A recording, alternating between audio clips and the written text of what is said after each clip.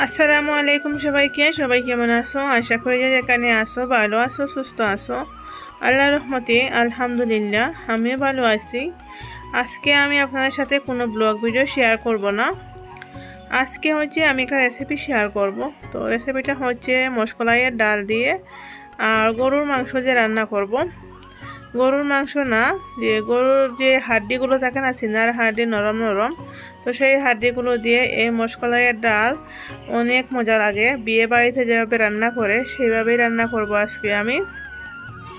এই যে হাড্ডিগুলো দেখতে পাচ্ছেন, এগুলো হচ্ছে নরম নরম হাড্ডি, যেগুলো মাংসের মতো আর কি খাওয়া যায়, সেই হাড্ডিগুলো। তো ওগুলো দিয়ে রান্না করব আজকে আমি। তো প্রথমে দেখিয়েছিলাম মশকলাইয়ের ডাল নিয়েছি, তারপরে এই যে মাংস, আর এখানে হচ্ছে পেঁয়াজ, টমেটো, কাঁচামরিচ, আর হচ্ছে গরম মশলা নিয়েছি, তেজপাতা, ডালচিনি আর এলাচ নিয়েছি।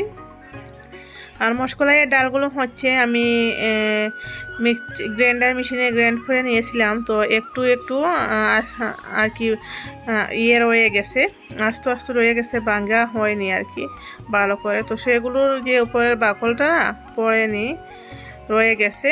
তো কোনো সমস্যা নেই, একটু থাকলে কোনো প্রবলেম হয় না। আর এখানে হচ্ছে আমি দিয়ে দিয়েছি জিরা, তারপরে দিয়েছি পেঁয়াজ, দিয়ে এগুলো ভালো করে নেড়ে নিচ্ছি। আর এই যে মশকলাইয়ের ডাল যেগুলো দেখিয়েছি, এগুলো হচ্ছে দেশি মশকলাইয়ের ডাল।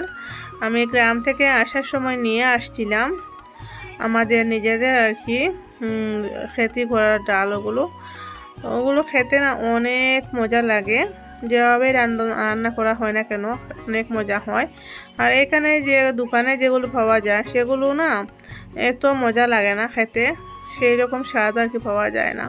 তো আমি দিয়ে দিয়েছিলাম আদরক রসুনের পেস্ট, দিয়ে এখন আমি মাংসগুলো দিয়ে দিয়েছি, দিয়ে একটু নেড়ে নেব পেঁয়াজের সাথে, নিয়ে তারপরে দিয়ে দেব মশলা।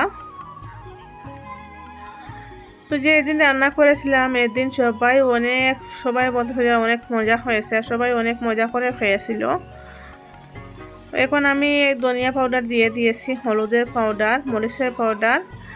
হলুদের পাউডার 1 চামচ আধা চামচ দিয়েছি, ধনিয়া পাউডারও 1 চামচ আধা চামচ দিয়েছি, মরিচের পাউডারও।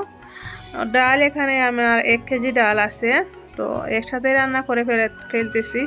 কারণ হচ্ছে আমাদের ঘরে ওই ডালটা মাংস দিয়ে রান্না করলে সবাই বেশি খায় আর কি। তাই আমি যতগুলো নিয়ে আসছিলাম গ্রাম থেকে সব একেবারে রান্না করে ফেলতেছি। তো যদি আরও কেউ গ্রাম থেকে আসে তখন আরও একটু আনাবো আর কি। তো মাংস ভালো করে কষিয়ে তারপরে দিয়ে দিচ্ছি মশকলাইয়ের ডাল। তো এখন ডাল দিয়ে মাংসের মতো ডালগুলো কষিয়ে নেব।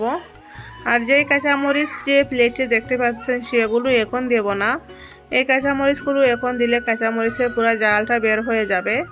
তাই এগুলো হচ্ছে আমি একদম লাস্টে দেব, যাতে শুধু গ্রানটা আসে ডালের মধ্যে, যে জাল আছে সেটা যাতে না আসে, তাই লাস্টে দেব।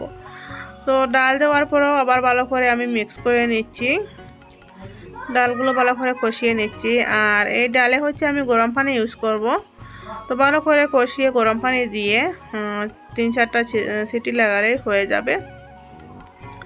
তো কিছুক্ষণ আমি রেখেছিলাম 4-5 মিনিটের মতো এগুলো। তো 4-5 মিনিটের মতো রাখার পর আবারও ছেড়ে দিচ্ছি, দিয়ে এখন আমি পানি দিয়ে দেব, দিয়ে আর এগুলো ঢাকনা রেখে দেবো। আর কুকারে ডাল রান্না করলে একটা জিনিস খেয়াল করতে হবে, পানির পরিমাণটা বুঝে শুনে যেতে হবে, না হলে যদি পানি কম হয়ে যায় আবার জ্বলে যাবে আর কুকার বাস্ট হওয়ারও চান্স থাকে। তো আমি পানি আমার পরিমাণ মতো বুঝে শুনে দিয়েছি, কারণ ডাল যখন সিদ্ধ হয় তখন আরও একটু বেড়ে যায়। তো আরও একটু পানি দিলাম, এখন আমি এটা ঢাকনা দিয়ে রেখে দেব, যাতে ডালটা পুড়ে না যায় সেইটা লক্ষ্য করে পানি দিয়েছি। তো আমার ডালে সিটি লাগানো হয়ে গেছে। এই যে ডালগুলো অনেক সুন্দরভাবে সিদ্ধ হয়েছে, এই যে দেখো পানিও বরাবর হয়েছে। প্রথমে দেখা যাচ্ছিল যে পানি মনে হয় বেশি হবে। ডালের কি হয়, ডাল যখন সিদ্ধ হয় না তো ডাল বেড়ে যায়, তো পানি এত বেশি বোঝা যায় না আর কি। তো এখন আমি লবণ দিয়ে দেব, আমি আগে লবণ দেইনি, কারণ হচ্ছে আমাদের গ্রামে বলেন যে যে কোনো ডাল রান্না করতে গেলে লবণ আগে দিলে নাকি ডালটা সিদ্ধ হতে সময় লাগে, তাই লবণ পরেই দেওয়া হয়।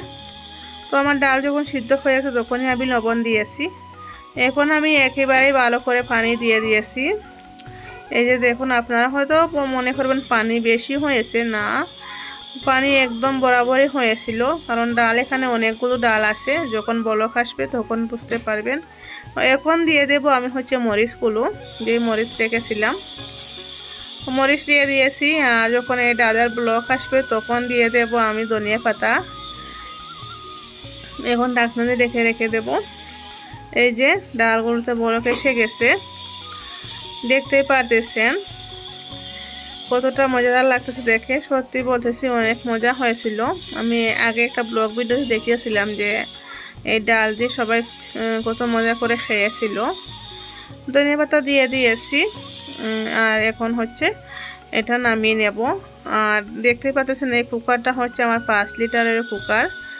তো পুরো ভর্তি কুকারে বানিয়েছিলাম এগুলো, কিন্তু দুপুরে খাওয়া হয়েছিল, রাত্রে শেষ হয়ে গিয়েছিল। অনেক মজা হয়েছিল, সবাই তো ভাতের সাথে খেয়েছে, এমনিতেও খেয়েছিল। তো আপনারা চাইলে ডালটা এভাবে রান্না করতে পারেন, অনেক মজা হয়। তো আমার ডাল রান্না হয়ে গেছে। আমি এই ডালটা আজকে কোনো আর কি বাটিতে সার্ভ করে আপনাকে দেখাইনি, এভাবেই রেখে দিয়েছি। এভাবে চিনার হাড্ডি দিয়ে ডাল রান্না করে দেখবেন, খেতে অসাধারণ লাগে। মাছের মাথা, অনেকে মাছের মাথা দিয়েও রান্না করেন, মাছের মাথা দিয়ে রান্না করলে মজা লাগে। আর এইভাবে গরুর মাংস যেই হাড্ডি থাকে সেই হাড্ডিগুলো দিয়ে রান্না করলেও অনেক মজা লাগে। তো গ্রামে প্রায় খাওয়া হয়ে যাবে, কিন্তু এখানে আসার পরে মাংস তো কোনো কমতি নেই এখানে, কিন্তু ওই ডালটা পাওয়া যায় না। দোকানের ডালগুলো সেই মজা লাগে না, তাই আর বেশি আনা হয় না। তো এই যে হচ্ছে ডালের ফাইনাল লুক। কেমন লাগলো রেসিপিটা কমেন্ট করে জানাবেন। আর যদি একটু ভালো লাগে চ্যানেলটাকে সাবস্ক্রাইব করে নেবেন, আর ভিডিওর হাতে একটা লাইক দিয়ে দেবেন। যদি বেশি ভালো লাগে তাহলে একটু শেয়ার করে দেবেন। আজকের মতো বিদায় নিচ্ছি। সবাই ভালো থেকো, সুস্থ